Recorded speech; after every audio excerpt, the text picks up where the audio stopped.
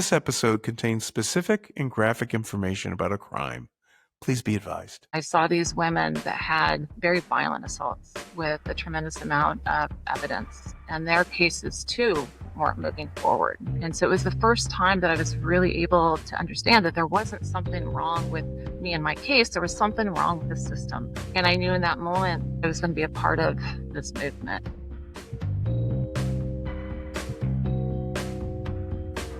Welcome to True Crime Prevention, the podcast that melds true crime with real solutions. Let's expose how all crime starts the same way, with a chance. Today, we won't give it a chance. I'm Paul Del Ponte, and I work with McGruff the Crime Dog. Thank you for joining us. And we're very pleased to have with us Hanna Senko. Welcome, joining us down in Texas. How are you today, Hanna? Thank you so much. It's great to be here. We are very excited to have Hanna on, and we're going to have a lot to unpack in the time we have together. Hanna, unfortunately, is a sexual assault survivor. Well, good that she was a survivor. Unfortunate that she had to live that ordeal twice, in fact. And like many sexual assault victims, Hanna had a lot to struggle with, struggling with coming forward. And then once coming forward, struggling with a system that oftentimes is not set up in ways that are favorable to stopping the criminals who commit violence against women. And we're gonna start unpacking all of that. Before we get into that, don't forget to hit like and subscribe. For our viewers and listeners out there, you're getting us off to a great start in just our first few weeks as a podcast. We've got some strong numbers, and we want to get the word out to more people, because we are giving real solutions and people can benefit. This episode is brought to you by Safely. When it comes to personal safety, prevention is power, and confidence is everything. That's where Safely comes in, a company founded by women, for women, creating discreet, self-defense tools that fit right into your everyday life. Get empowered to take a bite out of crime with Safely products, like their best-selling Sidekick, an all-in-one safety device that combines pepper spray, an alarm, a flashlight, and a safety spike with a grip that secures it all to your hand. Safely wants you to do what you want, whenever you want, and to do it safely. So head to livesafely.co and use code PREVENTION for 10% off of your order. That's livesafely.co, code PREVENTION. Stay prepared, stay powerful, stay safely. So, Hanna, thanks again for joining us. Now, your dealing with the system has gone back now probably more years than you care to remember. But why don't you just sort of take us through that first incident and what happened and what you did afterwards? Yeah, unfortunately, my story starts at the young age of 16. And in reflection now, I can look back and recognize actually how common of a situation it is. It was then and continues to be. It was a situation where one of my friends had a house party, and I went along with me and my other friends, and consumed an incredible amount of hard alcohol in a very short period of time, and unconscious quickly thereafter. Later, I learned that an individual, an upperclassman, came across me, found me, and took me into the bathroom, locked the door.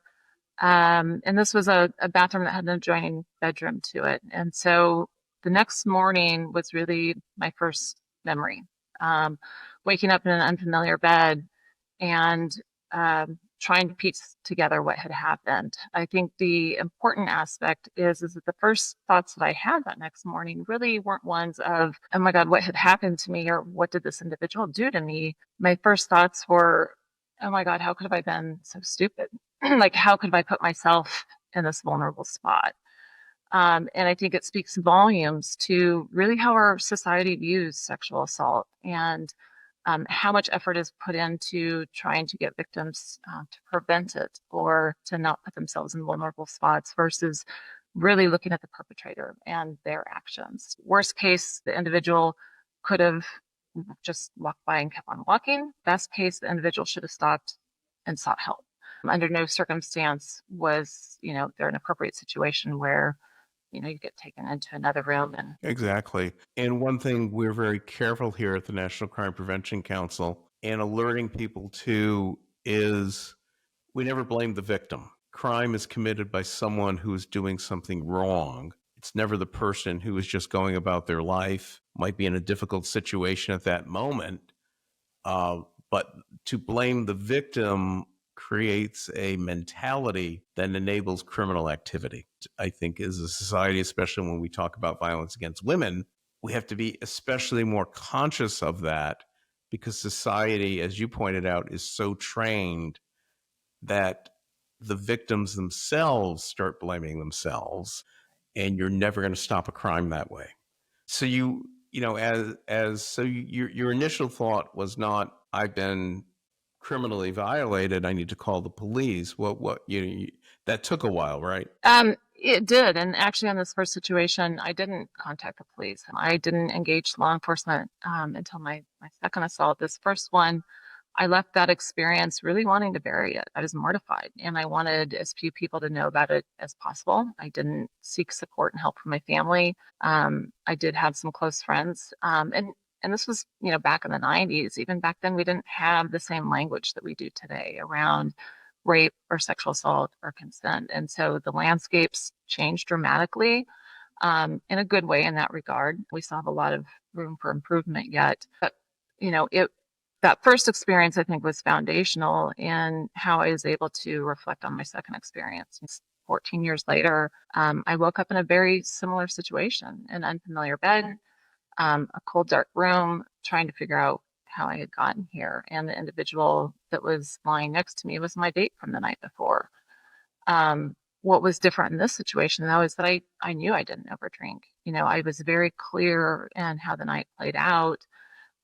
We had a nice dinner. We met up with some of his friends to play darts at a local bar. And at last call, I stepped into the restroom, only to step out to find my date holding a drink that I did not want and did not order, but I felt rude if I didn't take it.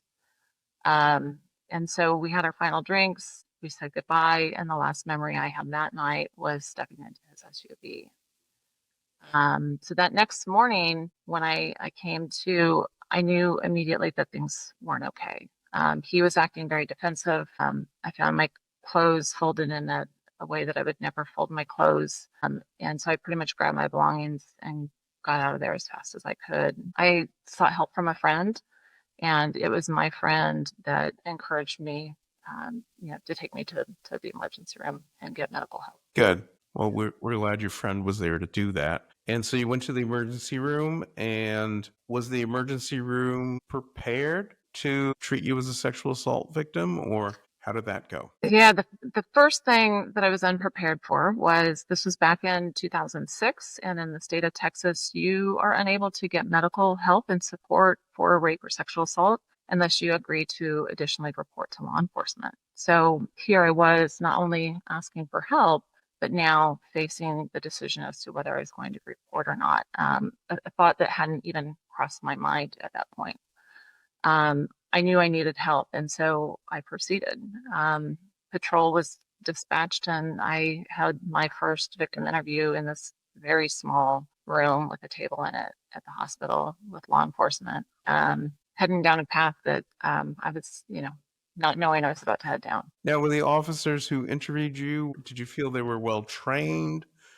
What was that experience like? Yeah, honestly, in the moment, it was all such kind of a whirlwind that I didn't even have a moment to really reflect tremendously. We went through a series of questions. There was one question that we got hung up on a little bit, where he asked about how many drinks I had had. And we actually had our dinner was at the bar where my date knew the bartender. And so they kind of were filling up the wine glasses without, and so he was challenging me on, well, that's not allowed. And that's like, right, but these were his friends. And so that was the one situation that we kind of wrestled a little bit with in the interview. But aside from that, my biggest issue was, not knowing what I was about to walk through, that whole Right. experience. I was just going to get medical help, and it turned into a lot more in that moment, and a very long day. And so at what point did the police interview stop and the medical help proceed? Was that Yeah, so after the interview, I had to get dispatched to another, or transferred to another hospital in order to have the sexual assault forensic exam or the rape kit performed. Not all hospitals are equipped or prepared to be able to perform those exams. And so there was a transfer that was involved as well. And those exams can take several hours. in that is an issue throughout the country, and the availability and readily availability of the proper testing at the hospital. And we'll get more into that. And so, were you admitted overnight, or were you sent home after the very long day? Yeah, I was sent home, and they do provide resources, a pamphlet that I actually still have with me this day, that had a number of numbers on it for resources and support. And you also then start to follow up your follow-up interviews. Ended up, going into the law enforcement office to do recorded testimonies, do what's referred to as a pretext phone call, trying to have conversations with perpetrator, and the interview and the investigation then unfolds from there. I will say one of the most challenging things in that process, I think, is the lack of communication and the lack of update that comes when you're going through this process. At least that was the case, back in 2006 when I was reporting. And the work that I'm doing now, obviously, is hopefully to continue to look at, all of those things that can be improved upon, and continue to make either training changes, policy changes, et cetera, to have the experience, the unfortunate experience for victims and survivors to at least have as good of an experience as possible, given the very unfortunate circumstance. And so, how did things start to unfold in terms of the perpetrator? And obviously, you had his address and all of that. So, did things move quickly in terms of charges? No, I mean, so it took 8 days before they made contact with the perpetrator. And they basically had 2 phone conversations with him, and that was it. And so there was very little to go on in the investigation from what I was at least being told. Eventually, after about 3 months, my case was closed under a category called exceptional clearance, with prosecution declined. And I left that experience actually very similar to my first, where I was frustrated and just wanted to bury it and move on. And felt at that point that there was something wrong with me and my case. And I just had to forget about it. Did the department have a special victims unit, or how was that handled through the department? Yeah, at the time, and still today, actually, Austin has one of the largest victim services unit, and I would say is one of the greatest assets of the department. That's really crucial in supporting victims, not just victims of sexual assault, but almost every crime you have a victim, and they need support in a different way than just what sworn officers can always provide. So I think they're a great asset and something that all law enforcement agencies really should look at in supporting their entity and department. And then, so as you are at home thinking about this and mulling all those thoughts over in your head, self-blame, self-examination, a switch or something must have gone off to lead you to the path you chose. Is that? Yeah. What Well, happened? actually, over 10 years passed. I really tried to ignore it and just move on with my life. And it wasn't until 2017 when I was actually struggling a little bit in life. You know, I was a new mom. I had left the corporate world, after almost 20 years. And I was just struggling with a number of elements. And it was the first time that I kind of paused and was like, maybe these pieces of my life and background are something that I need to dig into. And so it spurred me to submit requests to get copies of my medical records. I also submitted a public information request in order to get a copy of my own police report. And I kind of started my own, I'll say, investigation into my own background and story to see if there was something that I could uncover that I didn't see before, process it differently now that, I had 10 years on it. So that's really what kicked it off. Through that process, I started meeting advocates. I started being invited to be a survivor speaker. And eventually I learned about a lawsuit that several survivors in Austin had brought forward against the city of Austin and the Travis County District Attorney's Office. I pretty quickly set up a meeting with the attorneys. I needed to know more. And after that meeting, they handed me the first amended filing, which was 100, almost 150, 200 pages. And when I went home and read this filing of survivors bringing lawsuit against the city and county, it was the first time that I was really able to look at my own sexual assaults in a different way. I saw these women that had very, very violent assaults with a tremendous amount of evidence, and their cases too weren't moving forward. And so it was the first time that I was really able to understand that there wasn't something wrong with me and my case. There was something wrong with the system that our cases were falling into. And I knew in that moment that I was going to be a part of this movement. And I signed on as the ninth survivor plaintiff in the lawsuit. And can you summarize the lawsuit briefly in what it was alleging and seeking as a cure? Yeah. So I'm not an attorney, so I encourage those attorneys out there to find it as public record and dissect it themselves. But really, it was us going after the system to seek reform. The survivors that had met, we weren't looking for financial retribution by any means. We wanted the system changed because we knew what the experience was like for each of us, and we didn't want that for future survivors.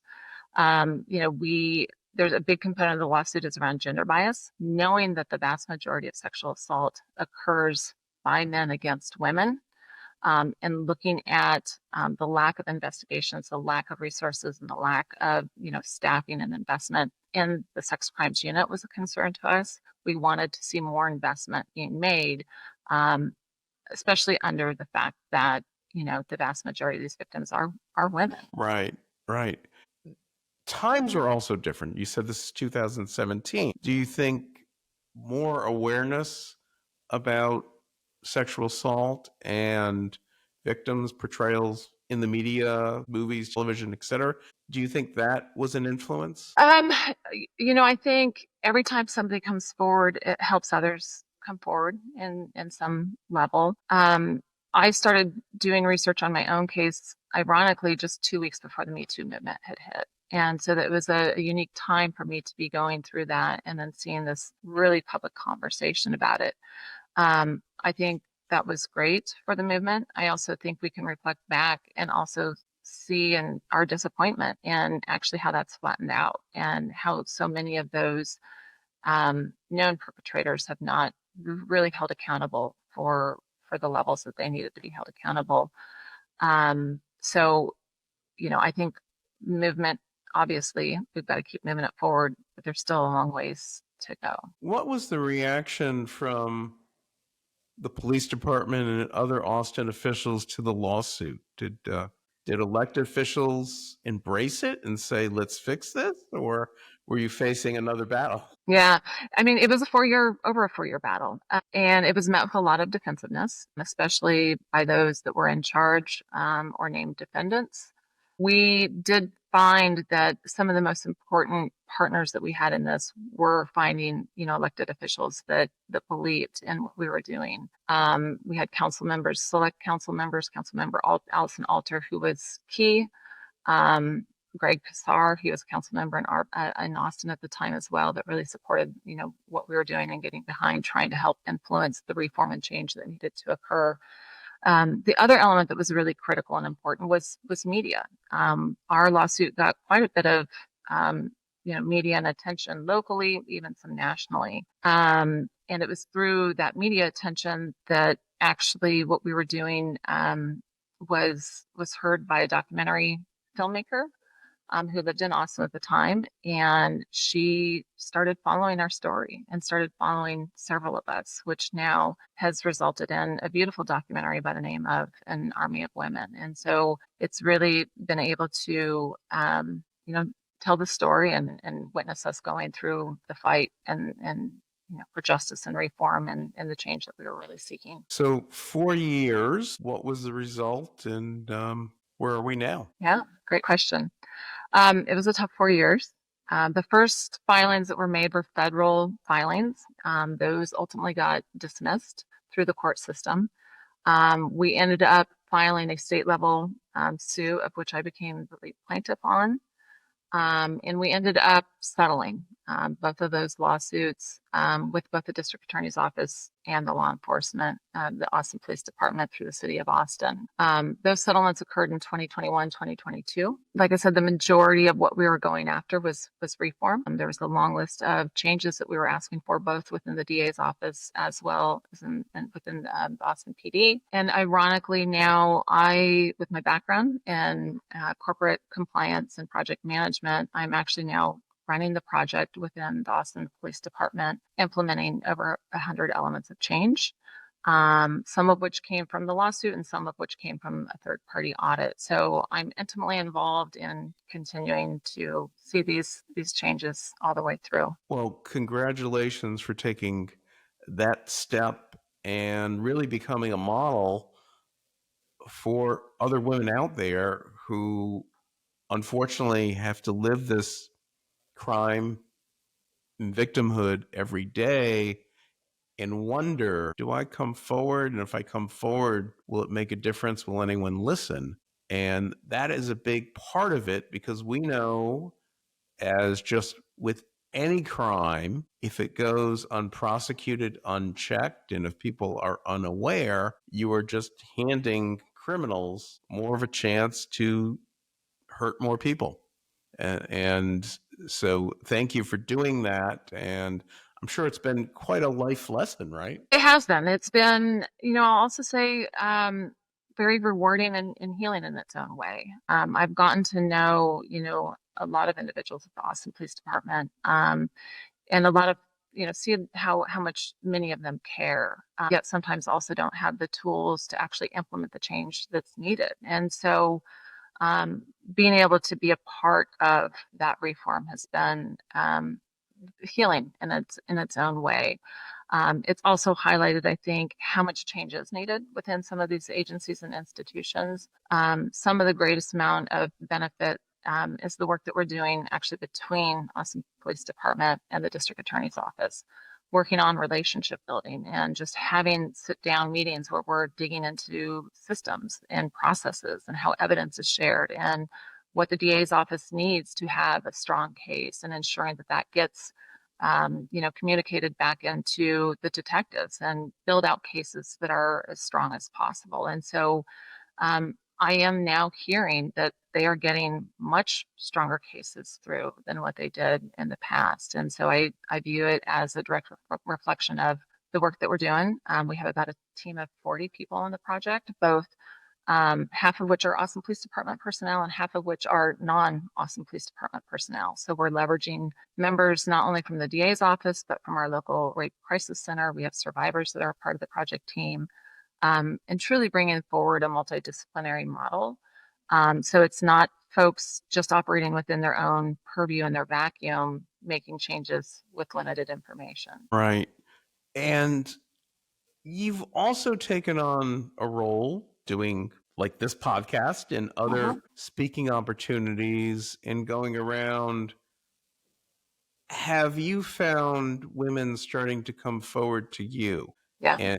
And what is that experience like when a woman comes up to you and says, "Hey, can I talk to you?" and they start confiding in you? What's that like? Yeah. The film An Army of Women, we've done a number of screenings. It's made its way around the world through film festivals, and I've done my best to attend as many of those as possible. Every screening that we have, there's a line of women wanting to speak to myself or other survivors from the film, where they are sharing their stories and trying to find space where they have support, where they know they'll be believed. And I don't think for the vast majority of our communities understand the prevalence of sexual assault. The last statistics I have in Texas is 2 in 5 women will experience it. And I even believe that number is higher than that, unfortunately. just based on the number of individuals I talk to on a regular basis. But it's real, and the stories that people carry for decades, it's real, and the pain that they carry and how it's impacted their life is significant. Absolutely. And you spoke about the relationship and things to strengthen the relationship between the DA's office and the police department. When you first started, was there? I mean, how did you start removing the barriers between those two institutions? And I think anyone who's had any experience dealing with the government, even if it's as basic as going to get your driver's license and your car registration, you encounter that there are lines drawn and boxes, and people don't like moving in and out of those boxes. So what was that like at the beginning, and what's it like now? Yeah, so really the first 6 months of the work was all about trust building and believing that we were all there with the right intention and the right desire to make the change. And that took time, especially as somebody that brought lawsuit against these parties. There was a change in administration at the district attorney's office that was really critical. And we knew that we had support, from the district attorney down through his agency. We've gone through a number of chief changes on the Austin Police Department side, but garnishing support and building trust is something that takes time, and it's not something you can just say. You have to move through the processes of having the difficult conversations. We had a lot of difficult conversations early on, still do from time to time. But it's something that I find myself saying is if we're not having those difficult conversations, then we're not getting to the right level, because we know there's challenge there, and we've got to unpack that and understand where each party's coming from and what their needs are to really start to then determine our go forward path. And so it hasn't been without challenge, but it's through that challenge, in my opinion, that we're really able to make lasting change. Otherwise, it would be superficial. Right. What about training of officers? Both the technical skills to know, okay, I'm going to make sure I collect this evidence and ask these right questions, as well as the empathy that's needed to deal with victims through what's clearly not a quick process. And you mentioned the lack of follow-up as part of your frustration. How important is training, and what steps have been taken since you began that are now hopefully showing some fruit? Yeah, training's critical. I can't say it enough, and it's one of the important legs of the project that we're running right now is deploying new training, and that's at all levels. That's at the patrol level, that's within sex crimes unit detectives, up through the leadership chains.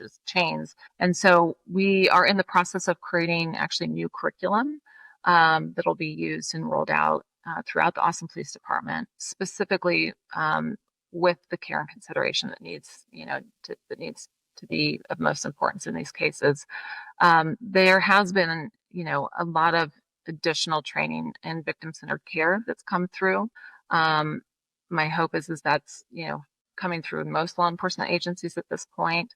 But I think that there's always, again, room for improvement. There's the training, but then there's also, personnel getting experience. It's a lot of, cadets when they come through, they haven't experienced, handling victims of crime in this regard. So ensuring that they have the support and the training is critical. The other thing that's critical, though, is staffing and ensuring that the detectives within the sex crimes unit are carrying the right level of caseload. Law enforcement across the nation right now is really in a staffing crisis, and so that makes it challenging. But the reality of what's occurring right now. Absolutely is a challenge in Texas and elsewhere around the country. We hear that a lot. In terms of boosting that and recruiting not just more officers, but the right kinds of officers, is Austin or elsewhere in Texas, are they doing more of a concerted effort to recruit more female officers? Yeah, I know here in Austin, we had a 30 by 30 initiative at one point where they were hoping to have 30% female by 2030. I honestly don't know where they're at in that initiative.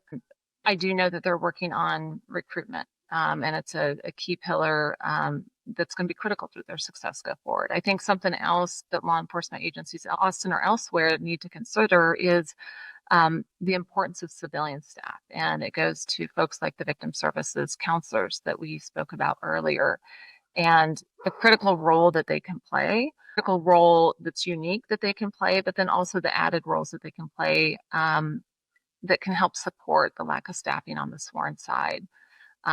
Even internally, the need for additional data analysts and business-oriented mindsets to really help optimize how these agencies are running can lend itself really well to deal with the sworn recruiting, crisis that most agencies are under right now. Absolutely. In Texas, as I think many people are aware, is a high growth state. You've got a lot of people moving into Texas, and I'm sure dealing with an ever growing population probably makes it a little more challenging because you need more officers. Yeah, The number of officers that were needed 10 years ago is not the number of officers that are needed today. absolutely. Absolutely. And, to go back to, one of your questions on the training piece is how do we ensure that the officers that we're getting in, once we get them through cadet training, that they're the type of person that we really want serving our victims of crime and handling the crime.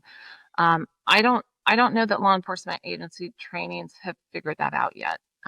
It's the whole guardian versus warrior conversation, right? Like we are building warriors to be able to fight the crime and get the bad guys off the street, quote, quote. But we also need to ensure that they are, at most, focused on, protecting the victim and ensuring that the victim's taken care of in that process and not doing more harm in that regard. So it's tricky, but I think there needs to be new ways considered not only in training, but and how different forces are being used to accommodate both.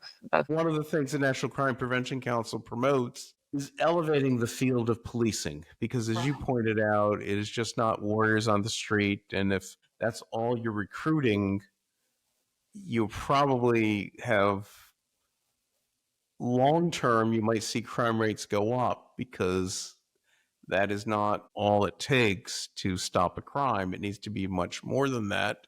Our organization has, in fact, called for the establishment of a national police academy akin to West Point. So we are elevating, recruiting the best and the brightest right out of high school who want to make this not just a job, but a lifelong vocation, and are dedicated to improving the field of policing and in all aspects, not just how you make an arrest, but how you think about the victims and how you think ahead of the criminal.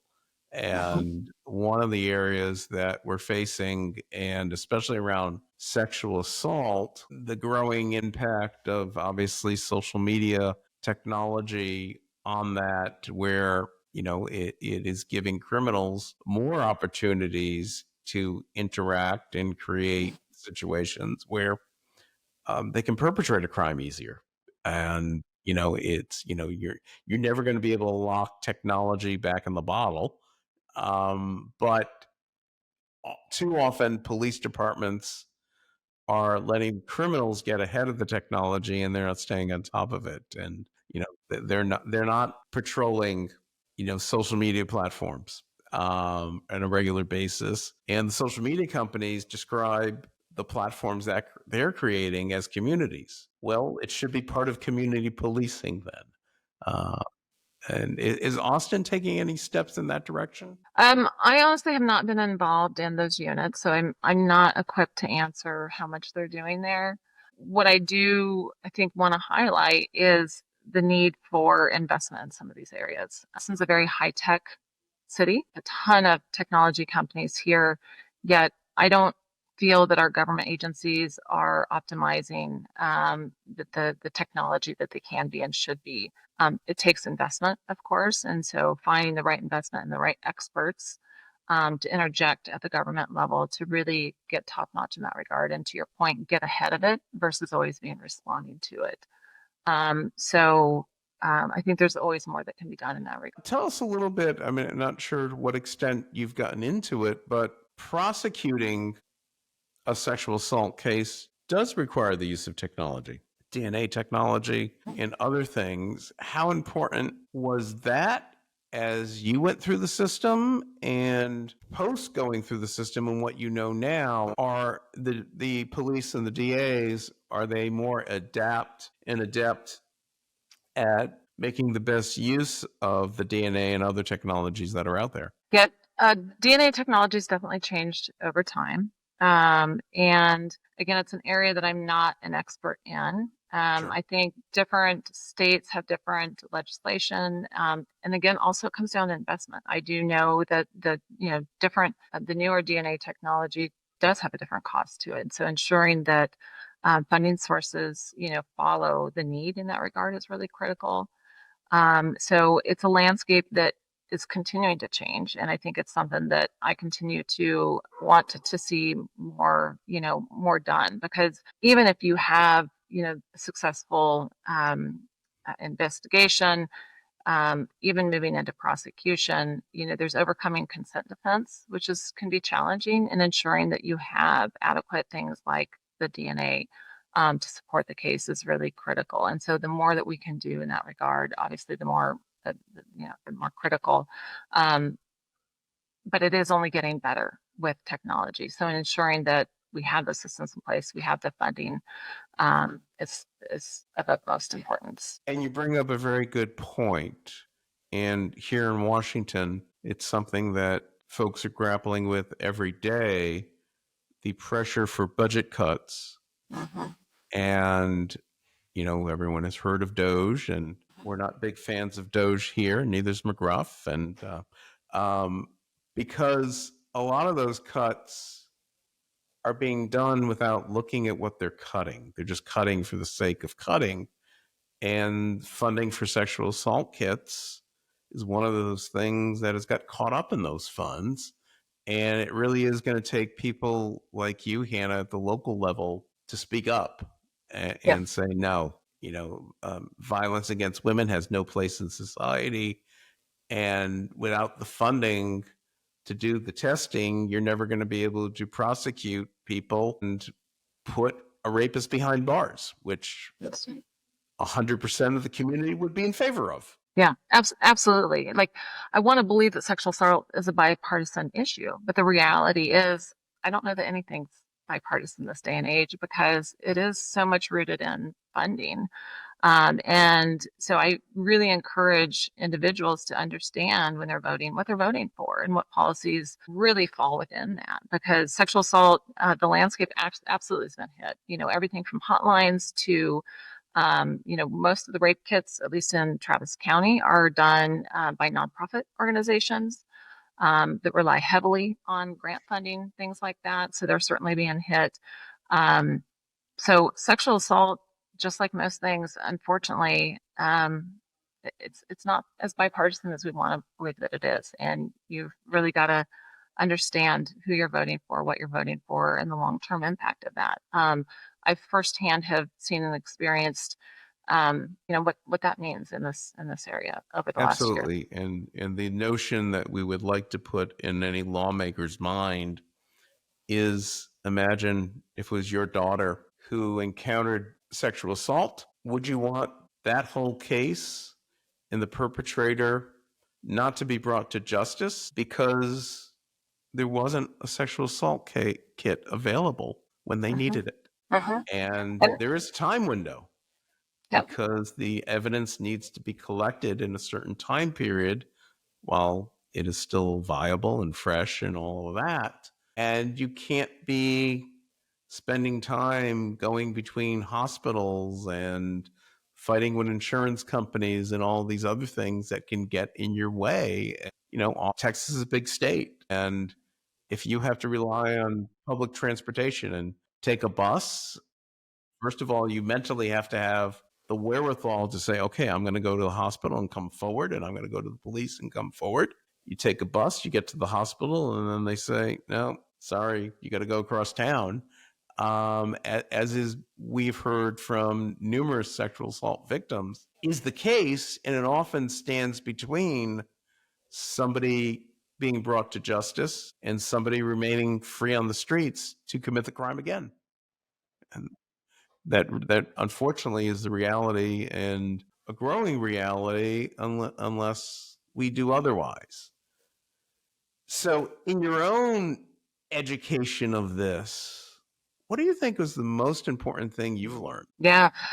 The most important thing that I've learned is that everyone has a part in this, right? Like, we always want to look at sexual assault and believe that it's happening to somebody else or it's being perpetrated by somebody else. And the reality is that it's all amongst us. And so our community absolutely has a responsibility to get educated on the prevalence, to get educated on who they're voting for, to do things like watch an army of women that helps paint the reality of what this looks like for survivors that go through the system. There's also a huge onus on our governmental, agencies to look at this area and understand that they can do better.